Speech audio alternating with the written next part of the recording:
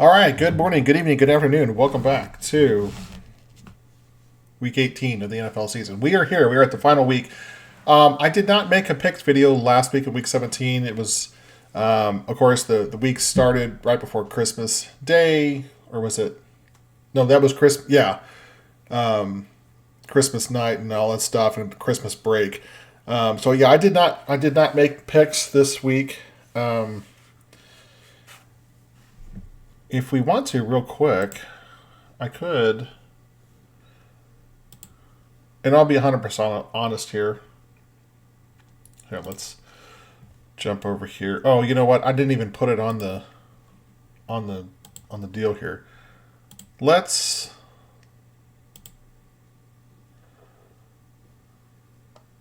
Okay, let me look through this thing. I just go straight up. I would have definitely picked the Browns. I would have picked the Cowboys to win. Now, there was some controversy about that, and I'll talk about that here in a second. I actually was picking the Bengals to beat the Chiefs. Even though I'm a Chiefs fan, I was actually picking the Bengals to win. So I just 100% transparency there. I picked the Bills to. I would have picked the Bills to win. The Bears. I think the Bears are really coming on nice. Definitely picked the Colts and the Rams. I would have picked the Eagles to beat the Cardinals. That would have been 2 losses. I would have picked the Bucks to win. That'd be 3 losses.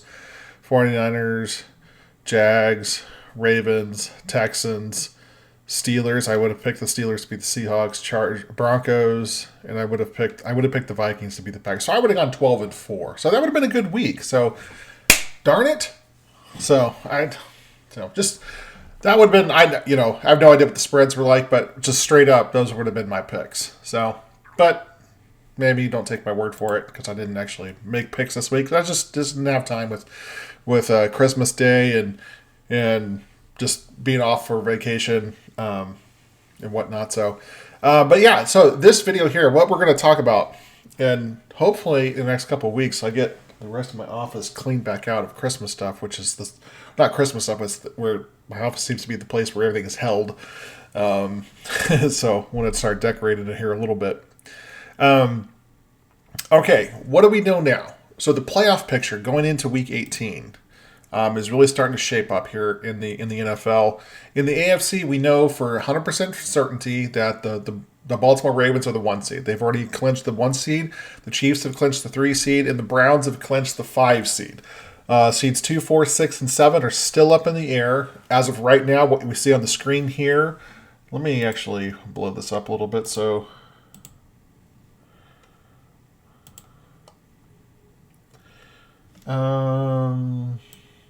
maybe move my camera up here. That might be a little better. Yeah, I'll move the camera up in the upper corner. Yeah, that'll work a little better for this picture. That way, it's a little bigger on the screen. My dog's barking at something. Okay, so we have 1 week of picks to do. So I'm not gonna. What we're gonna look at is different scenarios of what could happen. So, like I said, three of the 7 seeds in the AFC are already solidified. I believe only the 49ers have solidified the top seed in the NFC. I think seeds 2 through 7 can all still fluctuate. No, wait, the Rams can I think still be the 7 seed, but they can't be any higher than the 6. And either the Cowboys or the Eagles will be 5. So they're either going to be 2 or 5. So they may flip next week. But if they both tie, Dallas wins because of Philadelphia's just inexplicable loss to the Cardinals. And I think Detroit is locked in at the 3 seed now that I think about it. Because no one else can finish. Yeah, no other division winner from the South. Well, if Detroit wins... Here, we'll look at that here. Well, let's see. If Detroit wins and the Eagles win... Okay, Philadelphia still has the tiebreaker of Detroit. Okay. All right, so the Lions are locked into the 3. So the 1 seed and the 3 seed in the NFC are both locked. So the Lions can't move down any. Okay, so let's go through this. So the craziest scenario right now, and I say this scenario, the craziest thing really is surrounding the Buffalo Bills. Buffalo, who was 6-6, they've won 4 games in a row to put themselves right back in the middle of the playoff chase. For multiple weeks, they were like the 11th in the AFC. And the reason why they were 11th, even though they had the same record as a lot of other teams, is because they had lost so many AFC games. 5 of their 6 losses are in the AFC. And so they lose a lot of tiebreakers when it comes to conference record. But they just kept winning down the stretch here. And if they win this week, which will be against Miami, the winner of this game, this coming week between the Bills and the Dolphins, which will be played in Miami, the winner will be the 2 seed. And the loser, if Miami loses, they will definitely be the 6 seed. So Miami can either be the 2 or the 6. They cannot be. It can't be the any other seed. They can't be the 7. The Bills, however, their scenario is a lot different. If the Bills win, it's easy. They're the 2. That's just because they have the tiebreaker over the Chiefs. So the Chiefs can't jump up to the 2 seed. Now, if the Bills lose, they could be the 6 seed, they could be the 7 seed, or they could even miss the playoffs entirely based on what other teams do. And that's where it comes down to a lot of the tiebreakers. So let's run through this. I'm going to first do the picks I think that are going to happen, and we're going to do the rationale. I don't know if this is going to be my pick segment for the week, or maybe I'll just incorporate that into the other video. I do want to make an official picks video against the spread and everything for the final week.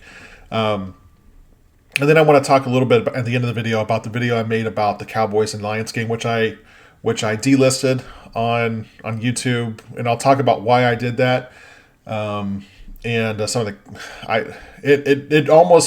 went viral for me. It was at almost 10,000 views and like 250 likes, and I decided to remove it for various reasons. I guess I'll get to that here at the end of the video. We'll talk about so if I'll put a timestamp. So if you look at the timestamp in the description, if you want to go straight there, you can click on that timestamp.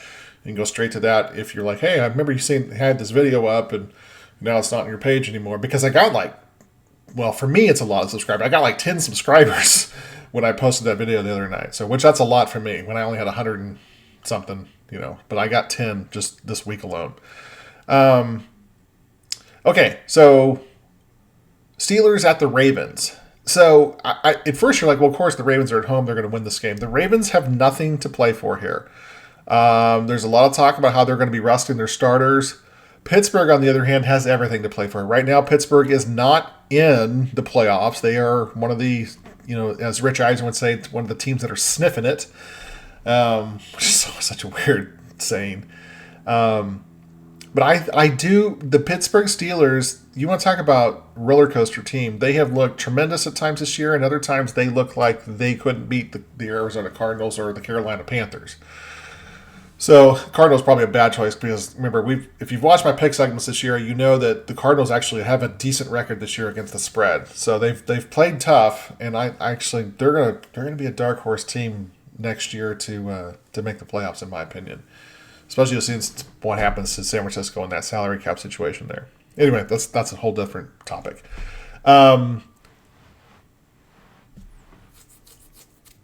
Like I said, Baltimore has nothing to play for. Pittsburgh has everything to play for here. And I think Baltimore's going to be playing a lot of backups. I don't think they're going to... I think their starters will play a little bit because you don't want 2 full weeks. They already have a bye going into the playoffs. I don't know if you want 2 full weeks off, but they are going to rest guys. And I think that's going to give Pittsburgh the opportunity to actually win this game. So I'm actually picking Pittsburgh to beat the Ravens on the road. That is totally within the realm of possibility. I'm not even saying it's not a long shot at all.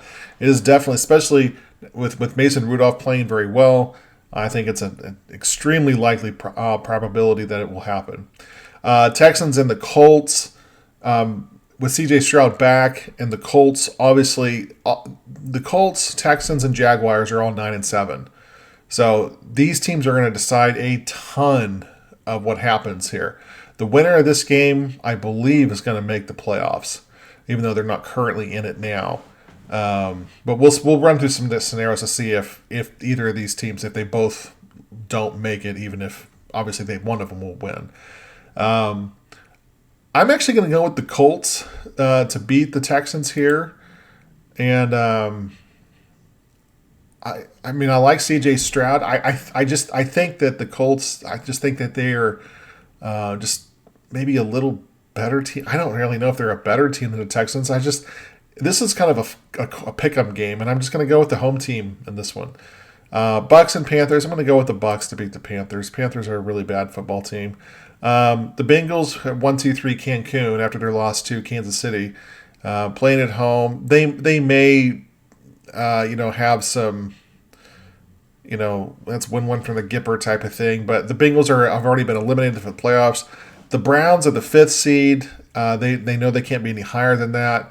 I'm actually going to go with the Bengals to get this win here because, like I said, Cleveland doesn't have anything to play for, and I don't think they want to take a chance of Joe Flacco, who has just been a resurgent Joe Flacco here over the past month and a half.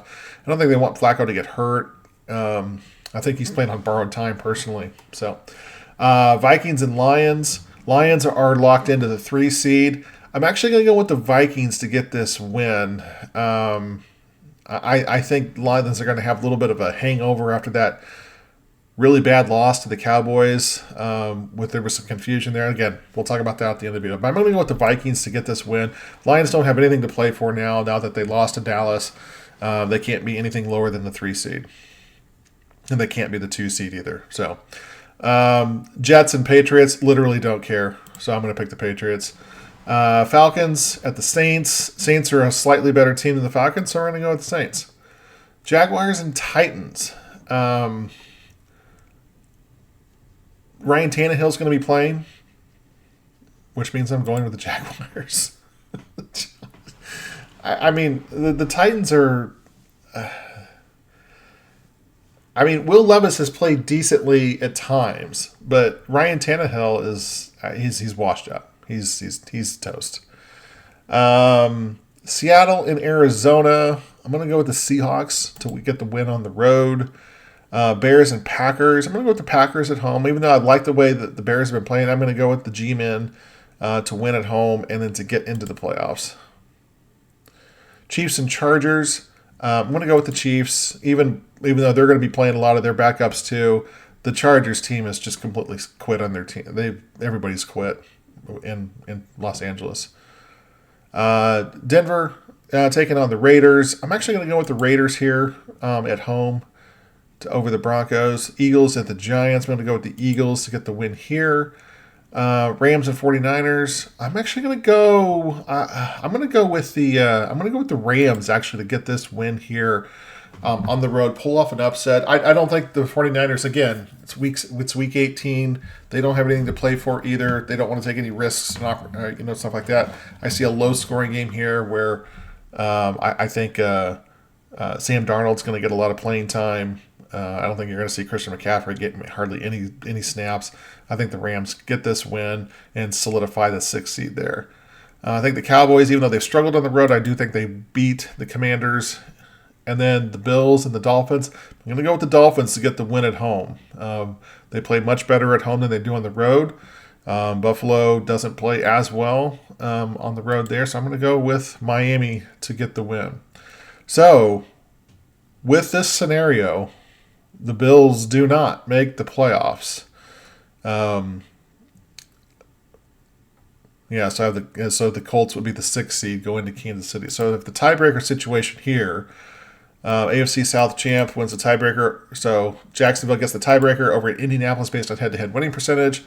And then the 6th seed, Indy, gets the tiebreaker over Buffalo and Pittsburgh based on win percentage in conference games. And then same thing with Pittsburgh they have a better conference record than the Bills.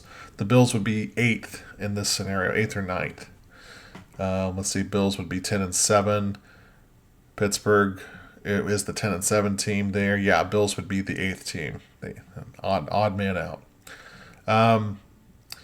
So this is kind of how I see it going. Now, let's say the Titans actually man up here and beat the Jaguars. Everything else stays the same, but the Titans beat the Jaguars. Well, then that puts the Bills at the 7th seed. Because then it bumps Pittsburgh up to the 6th. Then Jacksonville misses the playoffs. Jacksonville has to win. Actually, do they have to win to make it? Okay, so that's if. So here's what happens if everything else stays the same, but the Titans beat the Jaguars. So let's go back to the Jaguars winning here. So this again, This is how I see it's going. I see Baltimore 1, Miami 2, Kansas City 3, Jacksonville 4, Cleveland 5, Indy 6, and Pittsburgh 7. And on the NFC side, San Francisco 1, Dallas 2, Detroit 3, Tampa 4, Philly 5, Los Angeles 6, and Green Bay 7. Now, let's find a scenario. So we saw that with this scenario, if the Titans beat the Jaguars, and of course then the Pittsburgh moves up to a 6, Buffalo is the 7 seed, and that's in this scenario. So they would be playing in Miami 2 consecutive weeks. Let's find a scenario. Okay. Let's find a scenario where the Jaguars do not, where they lose, but they still make the playoffs. Okay, so we need to have the Titans win. We probably need to have...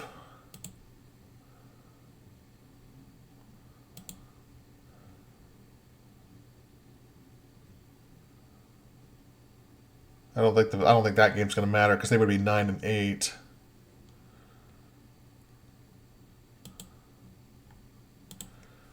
We would have to have Baltimore. Okay, Baltimore would have to win. Okay, so in order for the Jaguars to make it at 9-8, the Jaguars could be the 7 seed or the 4 seed. That's right. The Jaguars can't be the 6 because at 9-8. And at 10-7, okay. Well, let's go back to. Wait, in order for them to let's try to get them to be the 6th seed. Let's see. The Texans? Okay, if the Texans beat the Colts, then the Texans are the 6th seed. So the Jaguars, they have the tiebreaker over Houston and Indianapolis. So the Jaguars win, they're the 4, and then some of these other matchups, how they determine. Yeah, so it's not as complicated as it appears. Is there any scenario where the Pittsburgh where they win and they don't make it? All right, so let's have them win. Obviously, if they lose, they don't make it. But let's have them win, so they're the 7 seed. Okay, they're still the 7 seed. Okay, they can win and still not make it. Okay, so if they win. Buffalo wins. Okay, so this game doesn't matter. The Colts and Texas game is irrelevant for the Steelers. So the Steelers, whether they win or lose, the Steelers need Miami to win. No. Okay, they can. See, this is where it gets crazy. The Steelers can get in. Can they get in with a loss? No, they can't get in with a loss. But with a win, they cannot have. So the Steelers, they have to get the win, and then their matchup is 100% predicated on the Jags, Titans, and Bills and Dolphins game. So if the visiting teams win, and the Jags and the Bills both win, the Steelers don't make the playoffs. If the Titans and Bills win, the Steelers are the 7th seed. If the home teams win, Pittsburgh is the 6th seed. And if the Jags and Dolphins win, Pittsburgh is the 7th seed. So basically, there's 3 scenarios here.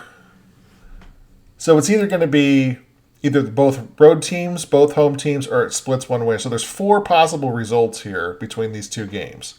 3 of the 4 results are good for the Steelers, provided they win their game over Baltimore. The scenario that it doesn't favor them is the road teams winning. So they either need both home teams to win, the Titans and the Dolphins, or a split of some kind. And to them, it's actually irrelevant. A split either way, one home team, one road team winning, and then Pittsburgh is the 7th seed regardless. And all it does is change who the 6th and the 2 are in these matchups. But Pittsburgh has to win. Okay, so for the teams that are still sniffing it, Miami's already got a playoff spot locked up. They're going to be the 2 with a win, or they'll be a 6 with a loss. So we know that for certain. The Bills, with a win, they are the 2 seed. With a loss, like I said, with a loss, they will miss the playoffs if Pittsburgh. This game's irrelevant. If Pittsburgh and Jacksonville both win, the Bills will miss the playoffs. If Pittsburgh and Tennessee wins, Buffalo makes it as the 7th seed. If the Ravens win, the Bills make it regardless of what happens in the Jaguars and Titans game. So really, it's really simple for the Bills. They need the Ravens to win. But if the Ravens lose, then the Bills will definitely become Tennessee Titan fans, which is going to be weird because the whole Music City Miracle back in 2000.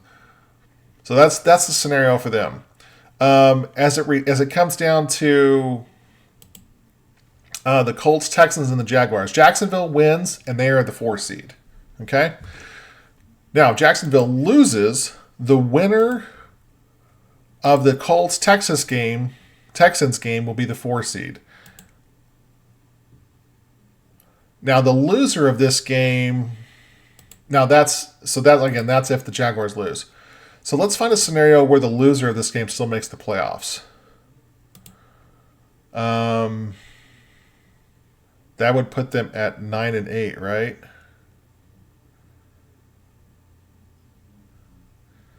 I don't think they can make it. I don't think either of these teams can make it at 9-8.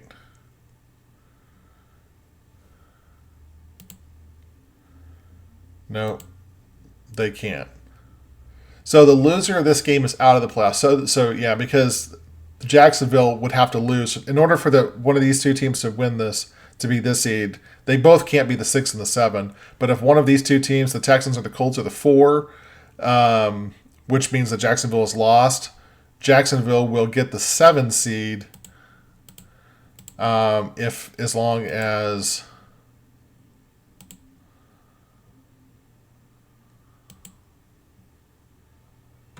the Ravens win. But if the Steelers win, okay, so let's go back here.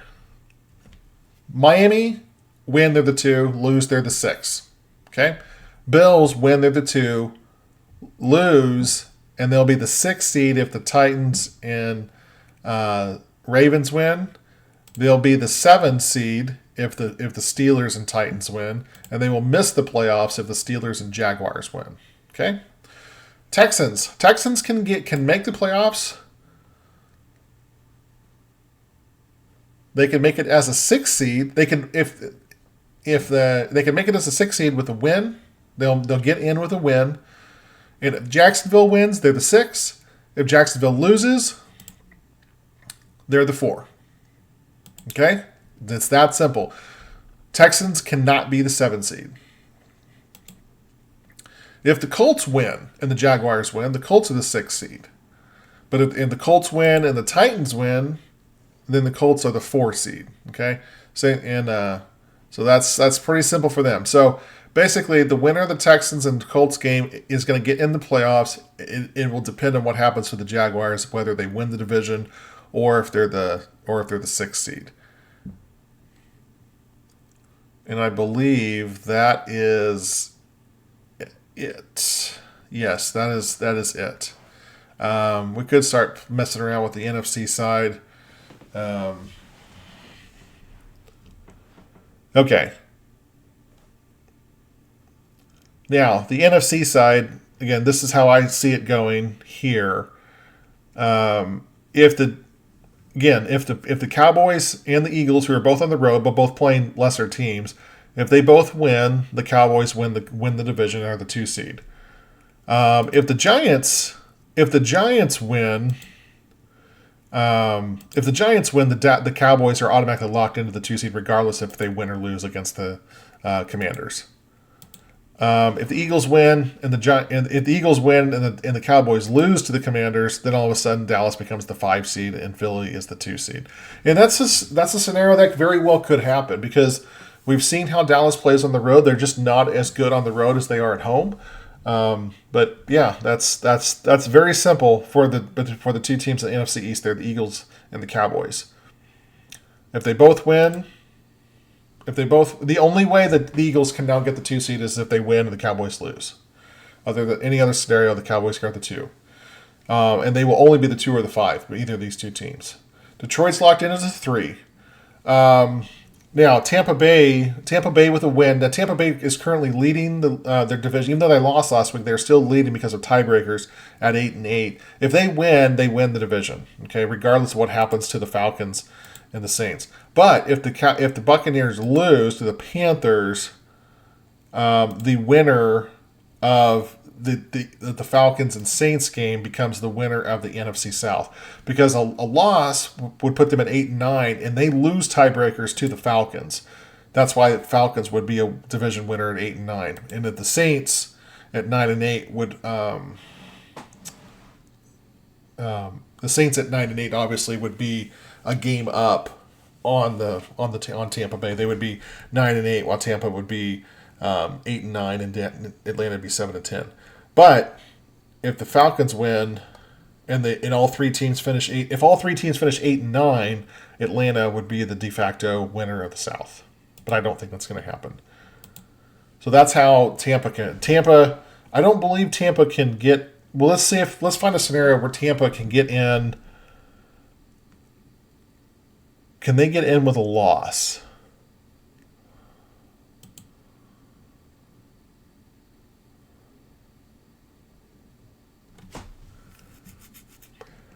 Okay, so let's give them the loss, and let's give the Saints the win here. Let's play the 49ers. No, this one doesn't matter. Seattle, let's say the Cardinals. Let's have the Vikings lose. Nope, Green Bay would get... If all these teams finish 8-9, Tampa, Green Bay, Chicago, Seattle... Green Bay would still get the 8. Would still get it. So Tampa Bay, they can only be the 4 seed. They can't be the 7 seed.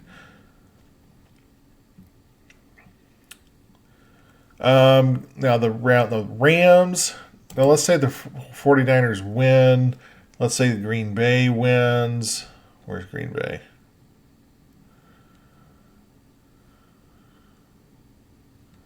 Why am I missing Green Bay? There they are. Okay, so the Rams could still be the 7 seed. Green Bay could be the 6 or the 7. So the Green Bay has the tiebreaker over the Rams. Is that head-to-head? Yeah, head-to-head. Yeah, because Green Bay beat the Rams. Okay. So it's not as complicated, I think. Well, it's a little complicated. It depends on where the Packers and Rams, if all these teams finish 8-9. The Falcons can't get in. They can only get in by winning the division. So, pardon me.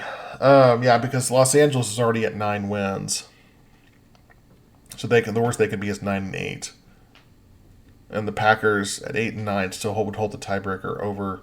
Well, the Falcons at 8-9. Well, let's. Is there a way that the Falcons could get in at 8-9? No, because Green Bay would still.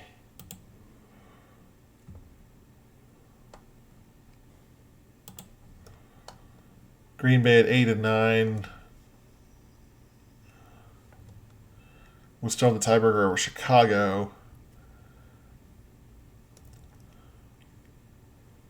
Yeah, Atlanta can't get in with even if Atlanta wins. If Tampa wins, that Atlanta cannot get a wild card. That was what I was trying to determine there. So, okay, so that's I'm going to go ahead and clear that. So this is back to what it looks like right now. So the way I see it going, I do see the Bills missing the play, even though the Bills have a really great shot to make the playoffs. I think with the circumstances surrounding both the Jaguars game and the Steelers game, while they're both playing on the road, I think the circumstances really play well into those teams winning those games, especially the Steelers playing a Ravens team that's probably not going to be playing many starters. Now that doesn't mean. I mean, the Steelers could still lose. I mean, they could still lay an egg. Their offense obviously is very capable of not producing, but I think that's the way it's going to go. I'm not saying that because I don't want. Because someone will probably invariably say, "Oh, you're scared of the Bills as a Chiefs fan," because yes, I'm terrified of the Bills and their sloppy winning. I mean, the Bills have won 4 in a row. Don't get me wrong, but they did look really great in beating the Cowboys, but other than that, they have really not played well down the stretch, and they've managed to win games by playing some lesser opponents. And again, you play the teams on your schedule. It's not. It's not. This isn't college football where you can create your out of conference schedule. But look, the Bills they beat the Patriots by 6 this past week, and it did not look that good. Josh Allen was absolutely horrendous in the game. I think he ran for a touchdown, or maybe he ran for 2 touchdowns, but he was like 7 for 20 passing for like 68 yards. It was maybe he ended up with more than that at the end. Let's take a look.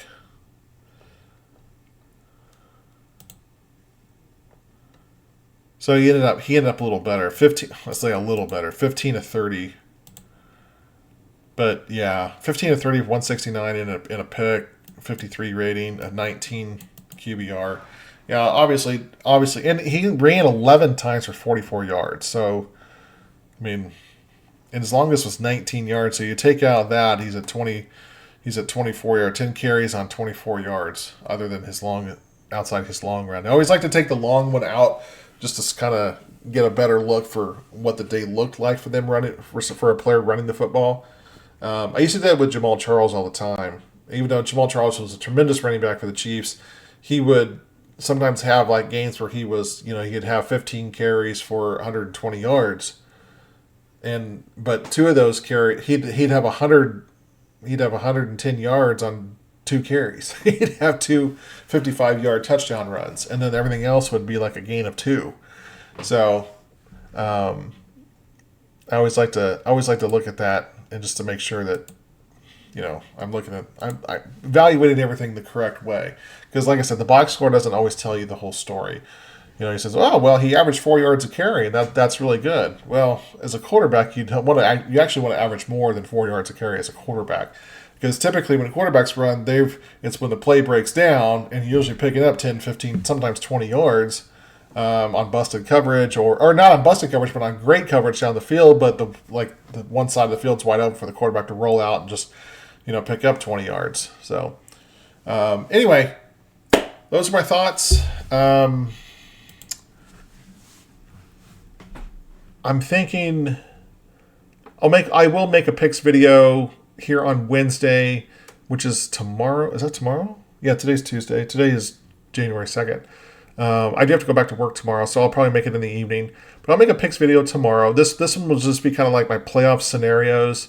But I'll make the official picks video. So what I want to talk about now real quick is about the Lions and the Cowboys game. So if you're done with this video, you can go ahead and stop it now. I'll do the outro after this, but so I made a video 2 nights ago or 3 nights ago, whenever that was, about the ending of that game. And there was a lot of people saying that the Lions got screwed. And I made a video explaining how that formation was an illegal formation. And I had a lot of comments on there telling me that it was thanks for the video, thank you for explaining how formations work, and how many people need to be on the line of scrimmage. And I got a lot of other really nasty comments. And those nasty comments were it devolved into people fighting with each other in the comment section, and then people making threats against me and things like that. And I'm like, okay, we don't need to incite physical violence. If you don't like what I say, that's fine. That's what the thumbs down is for on YouTube. If you don't like what I say, click the thumbs down button. Okay, that's fine. I'm a big boy. I can take that. But don't tell me you're going to kill me in the comment section, okay? Because when I offer a video that maybe doesn't agree with your bias, okay? It's just football, guys. And that's the kind of stuff we don't need to see. So that's why I took the video down, and because I don't want a lot of nonsense on the in the comment section. I thought about just turning comments off and removing all of them, but I'm like, I'm just gonna take the video down. Now, one thing I didn't address, and this is something that's come out in the last couple of days as I started studying the play a little more. The Lions were trying to be tricky. Okay. Now this referee, this officiating crew between the Lions and the Cowboys, it has enough. Brad Allen's crew. Brad Allen's crew is not good. Okay, they're one of the lower rated crews for a reason. This was the same crew that did not call the pass interference on Green Bay when the Chiefs played them, when the Chiefs were trying to get down into range to get a game-tying touchdown at the end of the game. Again, sometimes that can be subjective. It was so clear. It was pass interference. Everybody was talking about it, and and they didn't call it. But it is what it is. The Chiefs could have played better, and they would have won that game, even with that play. The Lions. What Dan Campbell said before supposedly what had happened. Again, this is it's kind of a he said she said type of thing, but Dan Campbell said that he went over this play with the referees before the game because he knew it would be confusing. So the confusing part is that he actually sent 3 offensive linemen out to report as eligible. So when I made my video, I kept referring to one of the players who was on the right side of the formation, but was back off the line, not on the line of scrimmage. I kept referring to him as the tight end because I just assumed it was the tight end. Like I said, I don't know the Lions personnel. I'm not a Lions fan. I don't watch their game. I've only watched, other than this Lions and Cowboys game, I've only watched one other Lions game this year, and that was when they played the Chiefs in Week 1 because I'm a Chiefs fan. So the Lions, they sent out number 68, who was the guy who caught the 2-point conversion. They sent out number 70, and they sent out number 54, 56, something. They sent out another lineman. That was the guy who was actually lined up in the traditional tight end role. They sent out 3 offensive linemen to report or to talk to the refs. That 3 offensive linemen that don't normally. So 68 supposedly reported to the refs, but then the other guy also reported. And now number 70 says he never did, but there was video of him going over there, but he wasn't even in an eligible position to report. So that actually would be an illegal substitution penalty if he reported as eligible and then lined up as an ineligible receiver. The reason why it was such a successful play before they called the penalty was because the referees were so confused as to who was reporting. I think they got it wrong. Number 68 looked like on replays, it looked like he did report. But when you have 2 other guys also going there, one who definitely also reported, and another one who says he didn't, but it looks like he did, but was lined up in a non-eligible spot, all that you're trying to do there is confuse the defense. And when number 68 is in a traditional left tackle position, only 2 over, and remember in the video, the video has been taken down, but in the video I even mentioned, I said how it's very, very odd. Now, it still would be a legal formation if there's 7 guys on the line of scrimmage and he's the first one. If you number him 1 through 7, left to right, he would be the first one, and it would still be eligible even if he's only 2 over from the center. It's very, very odd for that to be the first person. Now, some of the comments in the video that I made, some of them said, well, the wide receiver to the left of the left tackle was actually on the line of scrimmage. I don't know how you can make that claim, but they said it's because of the angle of it. Well, the line's pretty clear where the line is, and you can see where both receivers are, and you can see where the ball is, and now you don't have to be right with the ball. You can be within what they call within the breadth of the armpits of the offensive lineman. Well, the receiver was back away from those. Both receivers were. They only had 2 receivers in the formation. Both receivers were off the line.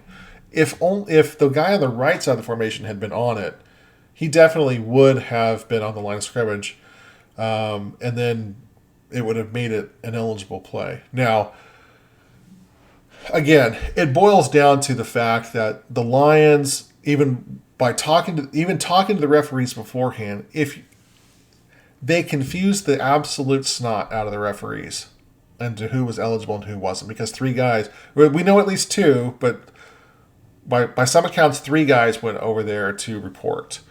And guys, if they had announced that 68 was eligible, then everybody on the Dallas defense would have been like, he's lined up as a left tackle. He's not even lined up as a tight end off the left tackle. He's lined up as a left tackle and he's reported as eligible. Hey, mark him.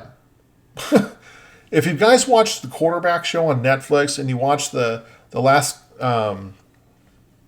it was the last episode about the Super Bowl, and there was a play where the Chiefs they wanted to get the ball to one of their offensive linemen who was reporting into eligible, and they did this whole circle.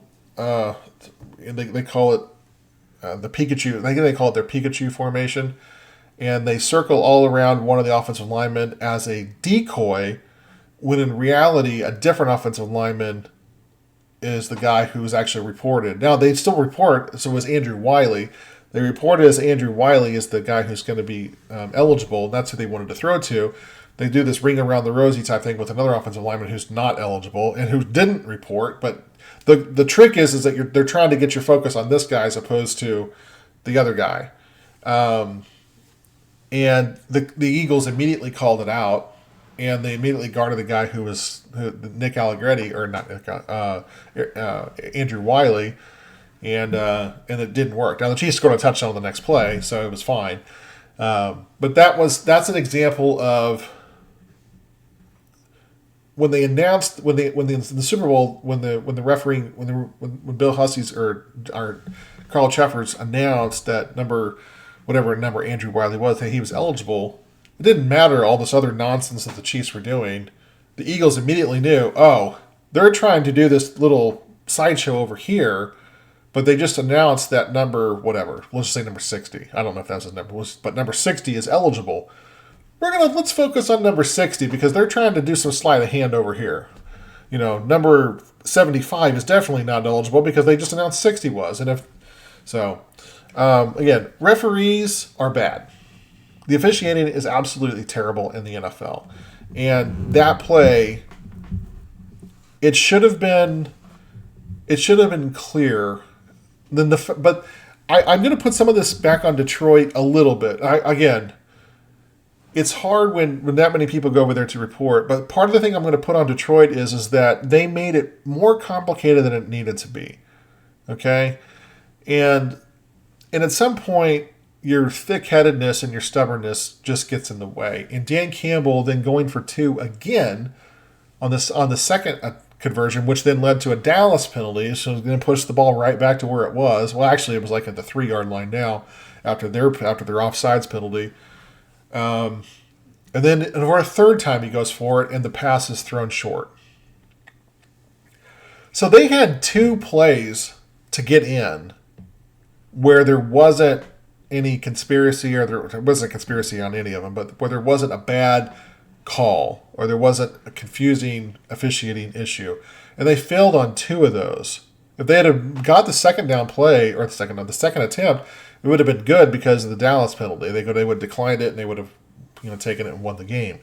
The third one was it was a bad pass. It was very similar to the Mahomes pass to Tyreek Hill at the end of the 2021 AFC Championship, or the first half of the championship game 2 years ago against the Bengals, where he throws it short, and this time the receiver didn't even catch it. It just bounced off his hands. And even if he had caught it, he wasn't going to get in because there was two defenders there. I suppose maybe he muscles in, but I don't think he was going lateral. He was going lateral to the goal line. I don't think he gets in at all. Plus, he would have had to catch it at like the 3-yard line, maybe the 2.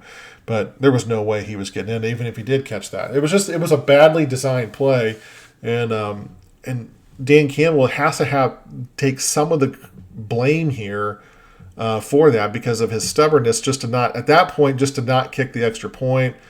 You're on the road. I mean, I suppose he thought he had nothing to lose, but he did say that the only reason that he kept going for it is because he told his team that if they scored a touchdown, he was going for 2 in the win. Well, sometimes the situation dictates that you just change your course of you change your battle plans. If the battle's going a different way than you anticipated, you can make a change and you can do something different and hope and live to fight another day. Look, and now it's not the playoffs; it's regular season games. So unless Dallas goes down and gets an opening drive touchdown, even if they win the coin flip, you're still going to get the ball with the chance to win or to at least very least tie. So. Anyway, so that's kind of my wrap up thoughts there. That's why I took the video down, because it was just devolving into a bunch of personal attacks against people fighting with people, and there was a lot of really nice comments too, a lot of positive comments. Like I said, there were several people that started following me on YouTube, so I do appreciate that. And like I said, I was a little more consistent this year with getting videos out. I didn't start my picks until week 6. And I did miss a week, obviously, last week, not getting the picks in. But I did have a lot more fun this year doing it. And as we get into the playoffs here at the end of this week, I'll do a season wrap up. We'll do a kind of a playoff preview, and then I'll do my weekly picks. We'll be doing Madden simulations again, like we do every single year. We simulate. Last year we did simulations for 10. We're going to do 20 simulations per each matchup, just to maybe get a little more feel. We'll make sure the lineups are as up to date as possible, reflective as much as possible of the current ratings of players. Like, for example, like Kadarius Toney in Madden 24 for the Chiefs is like an 86 rating. I mean, Kadarius Toney is nowhere near 86, and it says his catch is it's like 92, and I'm like, no, it's like 70. The dude can't catch. So I'm going to make sure that I'm going to try to make things as realistic as possible, so we can try to get maybe some more realistic results, because I do want to see kind of what those simulations look like. Again, it's Madden, it's a video game. It's not the gospel. It's not 100% predictive. It is pretty good though, especially when the more scenarios that you run. And that was it was those scenarios that I ran, which was actually started giving me pause 2 years ago that maybe the Chiefs weren't going to beat the Bengals, because it ended up in the 20 simulations, it was the Chiefs won 11 and the Bengals won 9, and I'm like, man, I didn't think it was going to be that close at all. And then the Bengals ended up winning in real life. So anyway, so that's my thoughts for today. It's almost noon here. I do gotta run here. I gotta take my daughter to the orthodontist here in about 25 minutes.